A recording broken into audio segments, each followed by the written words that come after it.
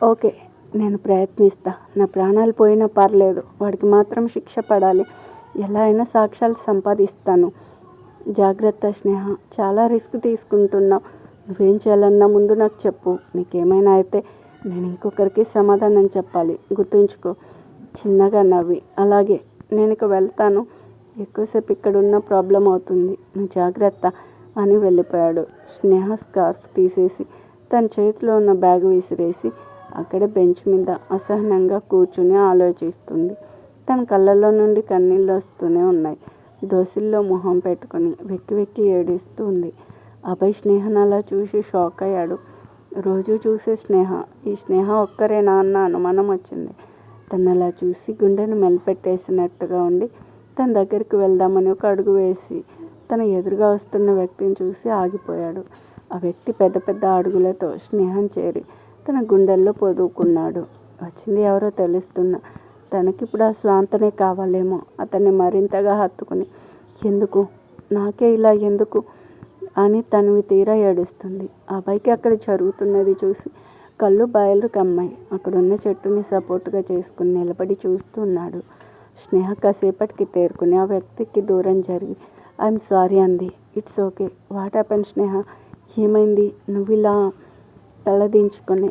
ఏం లేదు, మా అమ్మ నాన్న గుర్తొచ్చారు. I'm sorry. కాసేపు ఇద్దరి మధ్య మౌనం తర్వాత మళ్ళీ తనే రా వెళ్దాం అని చేయి పట్టుకున్నాడు. అది నాకు కొంచెం పని ఉంది, మీరు వెళ్ళండి. ఇంకా ఎన్ని రోజులు ఇలా? నేను రాను. అనవసరంగా మీరు నా కోసం చూడొద్దు. నాకు మీరు చూపించే జాలి దయ అవసరం లేదు. ఎందుకు ఇలా చేస్తున్నావు స్నేహ? నాకు నీ మీద ఉంది జాలి కాదు. నేను నీతో చాలా మాట్లాడాలి, కానీ నువ్వు వినే సిచ్యువేషన్లో లేవు. ఏదైనా ప్రాబ్లం ఉంటే చెప్పు స్నేహ, నేను చూసుకుంటాను. నాకే ప్రాబ్లం లేదు, ఉన్నా నేను సాల్వ్ చేసుకోగలను. నాకు ఎవరి హెల్ప్ అవసరం లేదు. ముందు మీరు ఇక్కడి నుండి వెళ్ళండి. స్నేహను వదిలి వెళ్ళడం ఇష్టం లేకపోయినా తనని ఇబ్బంది పెట్టడం ఇష్టం లేక ఇప్పటికి వెళ్తున్నాను, కానీ ఎప్పటికీ నేను వదలను, గుర్తుపెట్టుకో అని వెళ్ళిపోయాడు. ఐఎమ్ సారీ అనుకుంటూ కన్నీళ్లతో అతను వెళ్ళిన వైపే చూస్తూ అక్కడే కూర్చొని ఆలోచిస్తూ ఉంది. ఇదంతా చెట్టు చాటు నుండి చూస్తున్న అబ్బాయి మైండ్ పనిచేయడం ఆగిపోయింది. అసలు తాను చూస్తుంది కళ నిజమా తెలుసుకోవడానికే నిమిషం పట్టింది. బాబోయ్, నా బుర్ర హీట్ ఎక్కేలా ఉంది. ఇక నా వల్ల కాదు. ఏంటో స్నేహనే అడిగి తేల్చేసుకుందాం అనుకుని స్నేహ దగ్గరికి వెళ్ళాడు. అబ్బాయి, హాయ్ స్నేహ. స్నేహ అబ్బాయిని చూసి షాక్ అయినా పైకి కనిపించనీయకుండా నవ్వుతూ, హే అబ్బాయి, నువ్వేంటి ఇక్కడ? అమ్మో, ఈ పిల్లలో చితుడులా అపరిచితురాలు ఏమైనా ఉందా? అంతలోనే కోపం, అంతలోనే ఏడుపు, అంతలోనే నవ్వు అనుకుంటున్నాడు. రే అబ్బాయి, నిన్నేరా? అడుగుతుంటే సమాధానం చెప్పవేంటి? ఏం చించుతున్నావురా అంతలా? ఏం లేదు, ఇటు పని ఉండొచ్చాను. నిన్ను చూసి ఇలా వచ్చా. అవునా అని సైలెంట్ అయిపోయింది. స్నేహ, నిన్నొకటి అడగాలి. అడుగు బాబు, ఏంటి నీ డౌటు? అది నేను ఇప్పుడు ఒకరిని చూశాను, నీతో చూసేశాడు అనుకుని. ఎవరు అబ్బాయి? ప్రశాంత్. స్నేహ తలెత్తి అబ్బాయి వైపు చూసింది. ఎస్ స్నేహ, ప్రశాంత్ని చూశాను. మీ ఇద్దరికి అంత క్లోజ్ రిలేషన్ ఉందా? స్నేహ సైలెంట్గా ఉంది. చెప్పు స్నేహ, ప్రశాంత్ ఎవరు? మీరు ఫ్రెండ్సా? మీ ఇద్దరికి ముందే పరిచయం ఉందా? మరి ఆఫీస్లో ఎందుకు తెలియని వాళ్ళలా ఉన్నారు? ఇప్పుడు నువ్వు తనతో ఎందుకంత హ్యాష్గా మాట్లాడావు? స్నేహ కళ్ళలో నుండి నీళ్ళు వస్తూనే ఉన్నాయి. మాట్లాడు స్నేహ, ప్రశాంత్ ఎవరు? నీకేమవుతారు? నా ప్రాణం. వాట్? ఏమన్నావు? Yes, he's my life, my husband. అంటే నీకు? ఏడుస్తూ, పెళ్ళయింది. స్నేహకి పెళ్ళైందని తెలిసి అబ్బాయి షాక్ అయ్యాడు. ఆ క్షణం తనని ఎవరో అగాధంలోకి తోస్తున్నట్టుగా ఫీల్ అయ్యాడు.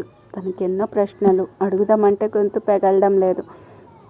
తన బాధ అర్థం చేసుకుందేమో. స్నేహ చెప్పడం స్టార్ట్ చేసింది. ఏ ఆడపిల్లకైనా అమ్మ నాన్న తర్వాత భర్తే ప్రపంచం. నాకు అంతే.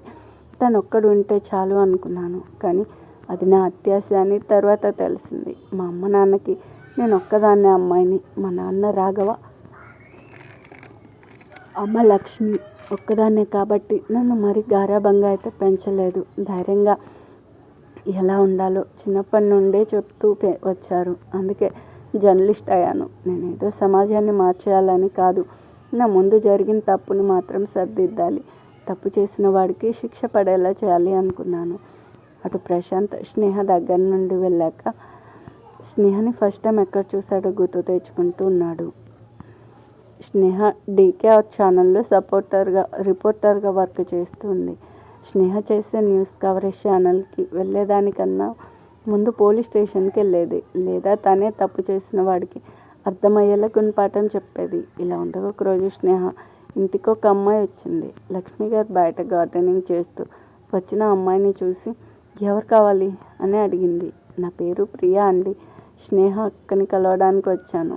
అవునా, లోపలికి రమ్మా అని సోఫాలో కూర్చోమని చెప్పి స్నేహను పిలవడానికి వెళ్ళారు. లక్ష్మి గారు వెళ్ళేటప్పటికి స్నేహ రెడీ అవుతూ ఉంటుంది. తమరు సమాజ సేవకి రెడీ అయినట్టున్నారు అప్పుడే. అమ్మ అవ్వకపోతే ఎలా అని నవ్వుతూ, అమ్మ ఒక స్ట్రాంగ్ కాఫీ ప్లీజ్. సరే ఇప్పుడే తెస్తా. మీకోసం ఎవరో ప్రియా అనే అమ్మాయి వచ్చింది, వెయిట్ చేస్తుంది హాల్లో. ఓకే ఓకే నేను చూస్తా అని హాల్లోకి వెళ్ళిపోయింది. స్నేహ వెళ్తూ ఉండగానే ప్రియా లేచి హాయ్ అక్క అంది. ప్రియా నేనే అక్క, చెప్పు. నేను కలవాలన్నావంట కదా, ఏం పన్నాతో? అక్క అది మేము ఇక్కడే మీ పక్క స్ట్రీట్లో ఉంటాం. నేను సివిఆర్ కాలేజ్లో బీటెక్ చదువుతున్నాను. మా కాలేజ్లో రాజేష్ అనే ఒక అతను ఇంకా అతని ఫ్రెండ్స్ ర్యాగింగ్ పేరుతో నన్ను బాగా ఇబ్బంది పెడుతున్నారు. చూసి చూడనట్టుగా వదిలేద్దామంటే మెంటల్గా డిస్టర్బ్ అవుతున్నాను. ఇంట్లో చెప్దామంటే నా చదువు ఎక్కడ మానిపిస్తారో అని భయం. ఏం చేయాలో తెలియక ఏడుస్తుంటే నా ఫ్రెండ్ గీత మీ ఇంటి పక్కనే ఉంటుంది, తను మీ పేరు చెప్పింది, మిమ్మల్ని కలవమంది. ప్లీజ్ నాకు హెల్ప్ చేయండి అక్క. అంతా విని ఓకే నేను రేపు మీ కాలేజ్కి వస్తాను. ఓకే థ్యాంక్స్ అక్క, కానీ నా పేరు అవన్నీ నేను చూసుకుంటా, నువ్వు జాగ్రత్తగా కాలేజ్కి వెళ్ళు, నేను రేపు వస్తాను. ఓకే అక్క అని వెళ్తుంటే ప్రియా అని పిలిచింది. ఒకసారి నాకు ఆ రాజేష్ డీటెయిల్స్ చెప్పు. ప్రియా చెప్పింది. నేను చూసుకుంటా, నువ్వు వెళ్ళు. ప్రియా వెళ్ళిపోయింది. ఇంకో పంచాయతీనా అన్న మాటకి పక్కకు తిరిగి చూసింది. చేతిలో కాఫీ కప్తో లక్ష్మి గారు ఉన్నారు. అలాంటిదే అనుకో అమ్మ అని కాఫీ కప్ తీసుకుని సిప్ చేస్తుంది. అమ్మ పొద్దున్నే అమృతం లాంటి నీ చేతి కాఫీ తాగుతుంటే ఆహా సూపర్ మమ్మీ. నాన్న క్యాంప్కి వెళ్ళి పాపం నీ చేతి కాఫీ మిస్ అవుతున్నారేమో. ఏంటి పొద్దున్నే నన్ను పొగిడే కార్యక్రమం పెట్టుకున్నా, నాతో ఏం పని వచ్చిందేంటి? నువ్వు మరీ అమ్మ కూతురు పొగుడుతుంటే మురిసిపోకుండా నాతో ఏం పని అంటావా? నీ కూతురు అందరిలా కాదు, అది నీకు తెలియదా? నేను హట్ అయ్యాను. సాయంత్రం వరకు నీతో మాట్లాడాను అని కాఫీ ఫినిష్ చేసి బ్యాగ్ తీసుకుని వెళ్తున్నా అని వెళ్ళిపోయింది. ఏం వేసేలేసావే, సాయంత్రం వరకు ఫోన్ చేయొద్దని ఇండైరెక్ట్గా చెప్పి వెళ్తున్నావు కదా, ఈవినింగ్ రా చెప్తాను ఈ పని అనుకుని కిచెన్లోకి వెళ్ళిపోయింది. బయటకు వచ్చిన స్నేహ తన స్కూటీ తీసుకుని డైరెక్ట్ ఆఫీస్కి వెళ్ళింది. అక్కడ మేనేజర్ రవిని కలిసి ఒక ఇంపార్టెంట్ విషయం మాట్లాడి అక్కడ నుండి న్యూస్ కవరేజ్ కోసం తన అసిస్టెంట్ విష్ణుతో కలిసి వెళ్ళింది. రోడ్డు మీద కూర్చుని విష్ణుతో బాతకనేసింది స్నేహ. రే విష్ణు, నువ్వు కెమెరామెన్ ఎందుకయ్యావురా? అదేంటక్క అలా అడిగావు? ఈ జాబ్ నువ్వు ఇప్పించిందేగా. అది నాకు తెలుసు, కానీ ఇక్కడ ఏం జాబ్ కావాలన్నప్పుడు కెమెరామెన్ జాబ్ కావాలని నువ్వే అన్నావు కదరా, ఎందుకు? ఓ అదా, ఏం లేదక్క, నేనా మీలాగా గడగడ మాట్లాడలేను. అలా అని కంప్యూటర్ ముందు గంటలు కూర్చుని పనిచేసే మెంటాలిటీ నాది కాదు. కాకపోతే నా పేరు టీవీలో వినపడాలి అనే ఆశతో కెమెరామెన్ అన్నాను. ఓర్ని, కష్టపడకుండా పేరు వినపడాలనుకున్నావు అంతేగా. రే విష్ణు, ఒక చెప్తా గుర్తుపెట్టుకో, మనం చేసే పని చిన్నదైనా పెద్దదైనా దానిలో మనం కనపడకూడదు. మన పనితనం మాత్రమే కనపడాలిరా. ప్రతిఫలం ఆశించి చేసి ఏ పనైనా మనకి డబ్బు పరంగా సంతృప్తిని ఇస్తుందేమో కానీ మనస్సంతృప్తి ఉండదు. నువ్వు చెప్పేది అర్థం చేసుకునేంత జ్ఞానం నాకు లేకపోయినా నువ్వు చెప్పావు కాబట్టి అలాగే పాటిస్తాక. ఇక నుండి నా పని నీ జీతం కోసం కాకుండా ఆత్మసంతృప్తి కోసం చేస్తా. దట్స్ గుడ్ రా విష్ణు. ఇప్పుడు మనం మన సీక్రెట్ ఆపరేషన్కి వెళ్ళాలి, పోదామా? ఇప్పటి వరకు ఖాళీగా కూర్చున్నావు, మరి పని ఏం లేనట్టు? రే, ఖాళీగా ఎవరు కూర్చున్నారు? మనం ఒకరి కోసం వెయిట్ చేస్తున్నాం. అంటే ఇక్కడే ఇంటర్వ్యూ చేస్తావా? ఏం కాదురా, ఆ వ్యక్తి వచ్చే టైం అయింది కదా ఫాలో చేయడానికి. అక్క ఏం అర్థం కాలేదు, కొంచెం అర్థమయ్యేలా చెప్తావా ప్లీజ్? నువ్వు ఇంకా అర్థం చేసుకునే స్టేజ్కి రాలేదు, కానీ నేను ఒక వెహికల్ నెంబర్ చెప్తా. ఆ వెహికల్ రాగానే ఫాలో అవ్వు. AP16. ఎవరిదక్క వెహికల్? ఇందాకే చెప్పా కదా నీకు ఇంకా స్టేజ్ రాలేదని. సో నువ్వు నోరు మూసుకొని చెప్పింది చెయ్యి.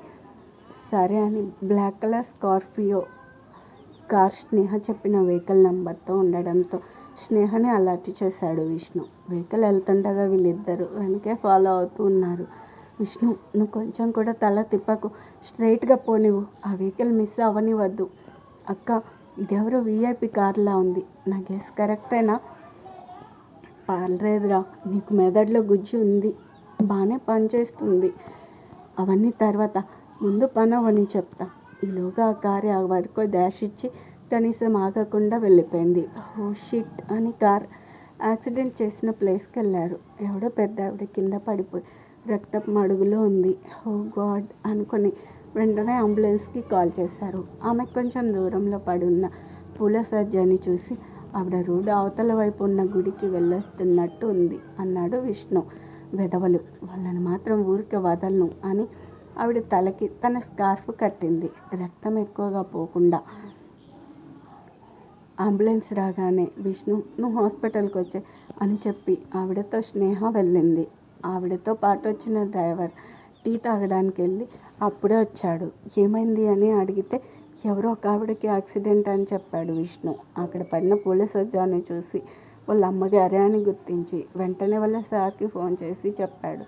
అతను డ్రైవర్ని ఫోన్లో బండ బూతులు తిట్టి అంబులెన్స్ని ఫాలో అవ్వు, ఏ హాస్పిటల్లో అడ్మిట్ చేశారో నాకు ఇన్ఫామ్ చెయ్యి అని ఫోన్ పెట్టేశాడు. డ్రైవర్ అంబులెన్స్ని ఫాలో అయ్యి సంజీవని హాస్పిటల్ అని చెప్పడంతో అతను కంగారుగా హాస్పిటల్కి వచ్చాడు. వస్తూనే డ్రైవర్ చంప పగలగొట్టాడు. మా నాన్నమ్మకి ఏమైనా అవ్వాలి, నీకు ఈరోజే లాస్ట్ రోజు, గుర్తుపెట్టుకో అని. నాన్నమ్మ ఎక్కడుంది? డ్రైవర్ చెంపపై చేపెట్టుకుని ICU వైపు చూపించాడు. అతను వేగంగా నడుచుకుంటూ ICU దగ్గరికి వెళ్ళాడు. బయట స్నేహ కూర్చునుంది. వైట్ షర్టు, బ్లాక్ ప్యాంటు టక్ చేసుకుని టై కట్టుకుని ఉన్న అతన్ని చూసి ఏ సాఫ్ట్వేర్ కంపెనీలోనో జాబ్ అనుకుంటూ మీరు అని అడిగింది. లోపలుంది మా నాన్నమ్మ అని చెప్పాడు సీరియస్గా. మీ నాన్నమ్మ గారిని ఎవడో ఎదవ యాక్సిడెంట్ చేసి వెళ్ళాడు. అప్పుడు నేను మా విష్ణు వెనకే ఉన్నాం, అందుకే వెంటనే హాస్పిటల్కి తీసుకొచ్చాం అని అతను అడగకపోయినా చెప్తూ ఉంది. అతను ఓకే అన్నాడు. అతను ఇంకేం మాట్లాడలేదు, అక్కడే ఉన్న చైర్లో కూర్చున్నాడు. రే విష్ణు, మనం ఆవిడ్ని టైంకి హాస్పిటల్కి తీసుకొచ్చామన్న ఎలాంటి ఎక్స్ప్రెషన్ లేదేంట్రా, కనీసం థ్యాంక్స్ కూడా చెప్పలేదు. ఏం మనిషిరా అసలు? కొంతమంది డబ్బున్న వాళ్ళు అంతే అక్క, కొంచెం పొగరుగా ఉంటారు. మరి ఇంత యాటిట్యూడ్ ఏంట్రా అసలు? నాకు అస్సలు నచ్చలేదు. ఇతనికి అర్జెంటుగా ఈ స్నేహ యాటిట్యూడ్ని పరిచయం చేయాలి. అక్క అనేదో బాధలో ఉండేలా ఉన్నారేమో, మనకెందుకు రిస్క్, వదిలే. నేను వదలనురా, ముందు ఆ పెద్ద ఆవిడ సేఫ్ అవ్వని, అప్పుడు చెప్తా ఈయన గారి పని అని కోపంగా చూస్తూ ఉంటుంది. ఇంతలో లోపల నుండి డాక్టర్ వచ్చి అవుట్ ఆఫ్ డేంజర్ అని చెప్పడంతో ఇద్దరూ అమ్మయ్య అని ఊపిరి పీల్చుకున్నారు. వెంటనే స్నేహ, ఈ విషయం ఆయన గారికి చెప్పండి అంది చేయి చూపిస్తూ. డాక్టర్ అతని దగ్గరికి వెళ్ళి పిలిచినా పలక్కపోవడంతో భుజంపై చేయేశాడు. ఏదో ఆలోచనలో ఉన్న ప్రశాంత్ ఈ లోకంలోకి వచ్చి మా నాన్నమ్మకి ఎలా ఉంది? తలకి దెబ్బ తగిలింది, కొంచెం కుట్లు పడ్డాయి, బెడ్ రెస్ట్ అవసరం, కొంచెం జాగ్రత్తగా చూసుకోండి, ఆవిడ మైండ్కి స్ట్రెస్ ఇవ్వకూడదు. ఓకే డాక్టర్, నేను వెళ్ళి చూడొచ్చా? యా ష్యూర్ అని డాక్టర్ వెళ్ళిపోయాడు. అతను లోపలికి వెళ్ళిపోయాడు. ఈ మనిషికి థ్యాంక్స్ అనే పదం ఒక్కటి ఉందని అస్సలు తెలియదు అనుకుంటారా? కనీసం డాక్టర్కి కూడా థ్యాంక్స్ చెప్పలేదు. అక్క నాకు డౌట్, మనము కార్ని ఫాలో అవుతూ మధ్యలో యాక్సిడెంట్ వల్ల ఇటు వచ్చాం, నువ్వు కార్ని మిస్ అయ్యామని ఆలోచించకుండా ఆయన గురించి ఎందుకు అంతలా పట్టించుకుంటున్నావు? రే విషు, అంటే ఎవరిని అసలు కేర్ చేయవు కదా, అసలు ఈయన విషయంలో కొంచెం ఇంట్రెస్ట్ చూపిస్తున్నట్టు నాకు అనిపిస్తుంది. నోరు ముయ్యకపోతే నీ మూతి పగులుతుంది. హాస్పిటల్లోనే ఉన్నాం, గుర్తుంచుకో. అమ్మో వద్దులే, బాగానే ఉన్నారు అని తెలిసిందిగా, ఇక మనం వెళ్దామా? పద పోదాం అని ఆవిడ గ్లాస్ని విండోలో నుండి చూసి బయటకు వచ్చేశారు. వెళ్తూ వెళ్తూ స్నేహ ఒక పేపర్లో ఏదో రాసి అక్కడ ఉన్న నర్సు చేతికి ఇచ్చింది. ఇది ఆయనకి ఇవ్వండి అని వచ్చేసింది. ఎస్, అతను ప్రశాంతే, కరెక్ట్గా గెస్ చేశారు. స్నేహ రాసి ఇచ్చిన స్లిప్ నర్సు తీసుకెళ్ళి ప్రశాంత్కి ఇచ్చి, సార్ ఇందాక మీతో మాట్లాడిన మేడం మీకు ఇమ్మని ఇచ్చారు. ప్రశాంత్ డౌట్గా చూస్తూ ఆ పేపర్ తీసుకున్నాడు. ఓపెన్ చేయాలా వద్దా అని ఆ పేపర్ని కాసేపు అటు ఇటు తిప్పి ఓపెన్ చేశాడు. మీకు కొంచెం యాటిట్యూడ్ ఎక్కువ అనుకుంటా. సాయం చేసిన వారికి థ్యాంక్స్ కూడా చెప్పలేదు. కనీసం ట్రీట్మెంట్ ఇచ్చిన డాక్టర్కి కూడా చెప్పలేదు. నాకు చెప్పలేదని నేనేం ఫీల్ అవ్వడం లేదు, ఎందుకంటే నేను మీ థ్యాంక్స్ కోసం హెల్ప్ చేయలేదు. బట్ ఈ పద్ధతి మంచిది కాదు, సో మార్చుకుంటారని చెప్తున్నా. ఐ హోప్ మీరు ఇంకెప్పుడు నాకు కనిపించకూడదని కోరుకుంటున్నా. Because I hate your attitude. చదవగానే ప్రశాంత్కి కోపం వచ్చేసింది. కోపంగా లేచి బయటకు వెళ్తుండగా అప్పుడే వాళ్ళ నానమ్మ వరలక్ష్మికి మెలక వచ్చింది. చిన్న అన్న పిలుపుకి ఆగిపోయి వెనక్కి వచ్చి వరలక్ష్మి గారి చేయి పట్టుకొని, నానమ్మ ఎలా ఉంది ఇప్పుడు నీకు? నువ్వు బాగానే ఉన్నావా చెప్పు. ప్రశాంత్ బుగ్గపై చేయేసి, బాగున్నాను నాన్న. నా గురించి బెంగపడ్డావా? మరి కాదా, నాకుంది నువ్వు ఒక్కదానివే. అమ్మ నాన్నలా నువ్వు కూడా నాకు దూరం అయితే నేను తట్టుకోగలనా? నీకు పెళ్లి చేసే వరకు నాకేం కాదు నాన్న. నీకు తోడు నిచ్చే వెళ్తాను. ఇప్పుడు ఈ టాపిక్ అవసరమా? నువ్వు నాతో ఉండి చాలు. ఇప్పుడు రెస్ట్ తీసుకో. ఇంకేం మాట్లాడకుండా. నన్ను హాస్పిటల్కి ఎవరు తీసుకొచ్చారు చిన్న? ఎవరో ఒక అబ్బాయి అమ్మాయి నానమ్మ. ఒకసారి పిలువు, మాట్లాడాలి. సరే అని బయటకు వచ్చి చూస్తే అక్కడ స్నేహ వాళ్ళు కనిపించలేదు.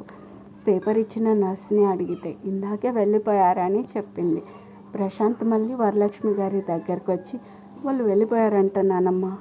అయ్యో చిన్న, వాళ్ళకి కనీసం థ్యాంక్స్ కూడా చెప్పలేదు కదా నువ్వైనా చెప్పావా? అది లేదు నానమ్మ. వరలక్ష్మి చిరుకోకంగా, ఇంకెప్పుడు నేర్చుకుంటావు చిన్న? వాళ్ళు కాపాడింది నీ నాన్నమ్మ ప్రాణాన్ని. కనీసం తన పేరైనా తెలుసుకున్నావా? లేదు అని తల అడ్డంగా ఊపాడు. వరలక్ష్మి కోపంగా చూస్తూ ఉంది. ఐఎమ్ సారీ నానమ్మ, నీకేమవుతుందన్న టెన్షన్లో ఉన్నాను. అప్పుడు ఇవేమీ మైండ్లోకి రాలేదు, అందుకే ఎవరిని పట్టించుకోలేదు. సారీ. నేను నిన్ను ఈ విషయంలో క్షమించాలంటే ఆ అబ్బాయిని అమ్మాయిని నా దగ్గరికి తీసుకురా చిన్న. నువ్వు ఎలాగో మనిషి ఎదురుగా ఉన్నా కృతజ్ఞత చూపించలేదు. నేను తనకి థ్యాంక్స్ చెప్పుకుంటాను. సరే నానమ్మ, తీసుకొస్తాను. నువ్వు నాతో మాట్లాడవుతావు కదా? తీసుకొచ్చాకే.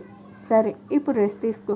ఎక్కువ ఆలోచించకు దీని గురించి. నేను మాట ఇచ్చానంటే తెలుసు కదా నీ మనవడి గురించి, ఓకేనా అని కళ్ళు మూసుకొని పడుకుంది వరలక్ష్మి. దొంగ మొహంది. ఈ ప్రశాంత్కి లెక్చర్ ఇచ్చింది. ఇప్పుడు నానమ్మ కూడా నా మీద కోపంగా ఉంది. ఆ అమ్మాయి వల్ల ఇప్పుడు నాతో మాట్లాడడం లేదు. నాకు దొరకాలి, చెప్తాను పని అనుకుని చేతిలో పేపర్ నలిపేసి రిసెప్షన్లో డీటెయిల్స్ ఇచ్చారేమో అని కనుక్కోవడానికి వెళ్ళాడు. డ్రైవర్ గుట్కలు మింగుతూ సార్ అనుకుంటూ వచ్చాడు.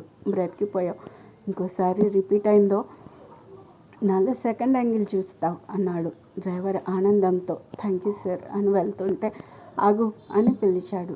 దేవుడా, మళ్ళీ ఏం గుర్తొచ్చిందో అనుకొని సార్ అన్నాడు. నానమ్మని హాస్పిటల్కి తీసుకొచ్చిన వాళ్ళ డీటెయిల్స్ రిసెప్షన్లో ఇచ్చారేమో, కనుక్కొని నాకు చెప్పు. నాకు వాళ్ళ డీటెయిల్స్ కావాలి. అలాగే సార్ అని డీటెయిల్స్ కనుక్కొని తెచ్చి ఇచ్చి అతను వెళ్ళిపోయాడు. అందులో స్నేహ, విష్ణు ఇద్దరి నెంబర్స్ ఉన్నాయి.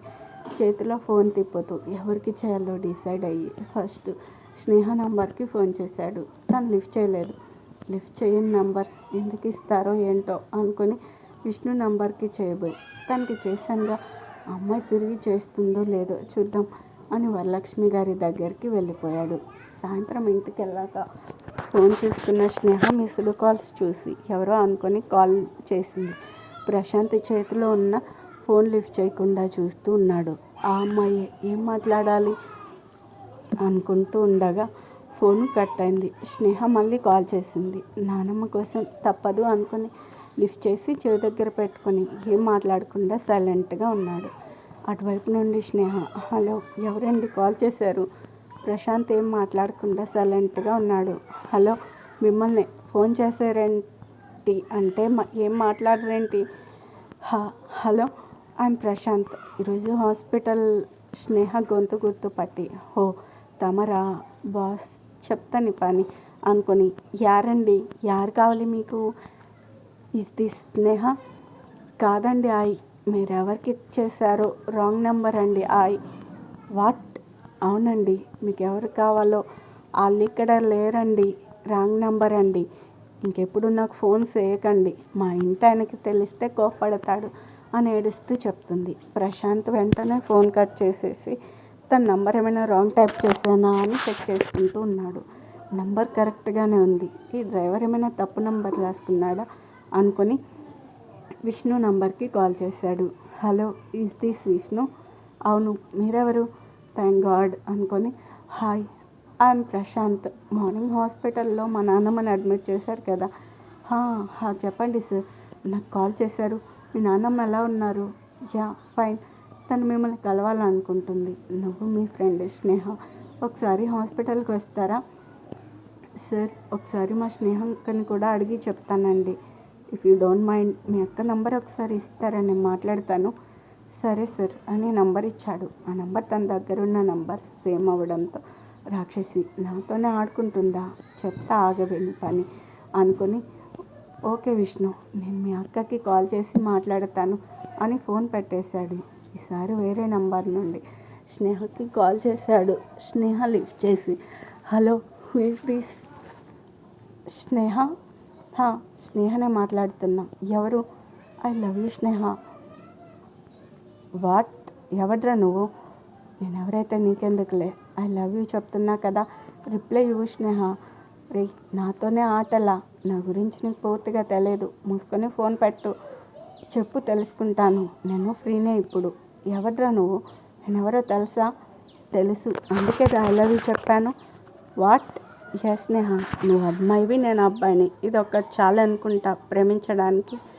చాలదు, ప్రేమించడానికి అమ్మాయి అబ్బాయితే అయితే చాలదురా, మనసులు కలవాలి. ఒక మనిషిని చూస్తే మన కోసమే పుట్టారనిపించాలి. ఇలాంటివి నీలాంటి వాళ్ళకి చెప్పినా అర్థం కాదులే. అదంతా నాకు తెలియదు అమ్మాయి, నేను నీకే ఫిక్స్ అయ్యాను, నువ్వు కూడా అయిపో. ఏంట్రా అయ్యేది? నువ్వు ఎక్కడున్నావో చెప్పరా, వచ్చి అసలు నీ బాధ ఏంటో తెలుస్తా. సారీ బంగారం, నాకు ఇప్పుడు నేను కలిసే మూడ్ లేదు, నేను చెప్పను, తర్వాత చూద్దాంలే. అని ఆవలిస్తూ, నాకు నిద్ర వస్తుంది బంగారం, పడుకుంటున్నా, గుడ్ నైట్ అని ఫోన్ కట్ చేశాడు. కట్ చేసి స్నేహ ఫేస్ ఎలా ఉంటుందో ఊహించుకొని తనలో తానే నవ్వుకొని మళ్ళీ స్నేహకి ముందు చేసిన నంబర్ నుండి కాల్ చేశాడు. ఇంతకుముందు ప్రశాంత్ ఇచ్చిన షాక్కి అసలు ఎవడీడు అంత ధైర్యంగా నాకు ఫోన్ చేసి ప్రపోజ్ చేశాడు? నా గురించి తెలిసే చేశాడా? ఎవడైనా ఏడిపిస్తున్నాడా? నేనేంటి ఇంతలా ఆలోచిస్తున్నా, వాడు మళ్ళీ చేస్తే అప్పుడు చూద్దాం అనుకుంటూ ఉండగా ప్రశాంత్ ఫోన్ వచ్చింది. నంబర్ కూడా చూడకుండా లిఫ్ట్ చేసి చిరాగ్గా, హలో, ఎవరు?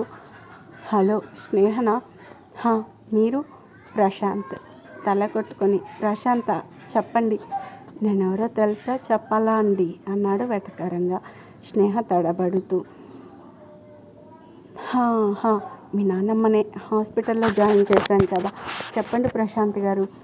ఏం యాక్టింగ్ చేస్తున్నావే అనుకొని, మా నాన్నమ్మ మిమ్మల్ని కలవాలంటున్నారు, రేపు మీరు ఒకసారి హాస్పిటల్కి రావాలి. మీరు రిక్వెస్ట్ చేస్తున్నారా, ఆర్డర్ వేస్తున్నారా? వాట్? ఎలా అడిగితే ఏంటి? మ్యాటర్ అయితే మా నాన్నమ్మని కలవడం, మీ నుండి ఇంతకన్నా ఎక్స్పెక్ట్ చేయకూడదు అనుకొని, రేపు నాకు కుదరదు ప్రశాంత్ గారు, నాకు వేరే పని ఉంది, మీ నాన్నమ్మని నేను తర్వాత కలుస్తానని చెప్పండి. ఈ అమ్మాయిని ఏం బతిమాలడం ఏంటి అసలు అనుకుని, రేపు మా నాన్నమ్మని డిశ్చార్జ్ చేస్తారు, మా ఇంటి అడ్రస్ వాట్సాప్ చేస్తాను రండి అని ఫోన్ పెట్టేశాడు. ఓ గాడ్, ఏం మనిషి అసలు, రిక్వెస్టింగ్గా మాట్లాడడం రాదు, హెల్ప్ చేసిన వాళ్ళకి థ్యాంక్స్ చెప్పడం రాదు, కోపం మాత్రం వస్తుంది, వింత మనిషి అనుకొని అరుస్కి గుడ్ నైట్ చెప్పి బెడ్ ఎక్కేసింది. అటు ఫోన్ పెట్టేశాక ప్రశాంత్ స్నేహకు అడ్రస్ పెట్టి, ఇంకోసారి కలిస్తే మళ్ళీ అమ్మాయి మొహం కూడా చూడకూడదు అనుకున్నాడు. మార్నింగ్ బద్ధకంగా కళ్ళు తెరిచిన స్నేహకి ఎదురుగా ప్రశాంత్ కూర్చుని తన వైపు సీరియస్గా చూస్తూ కనిపించాడు. ఒక నిమిషం షాక్ అయ్యి, మీరిక్కడ, నువ్వు రానన్నావుగా, తీసుకెళ్ళడానికి వచ్చా. వాట్?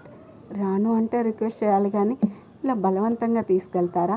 అంది కళ్ళు పెద్దవి చేసి చూస్తూ. నేనంతే అని స్నేహ చేయి పట్టుకొని బరబరా లాక్కెళ్తూ ఉన్నాడు. వదులు, నా గురించి నువ్వేమనుకుంటున్నావు?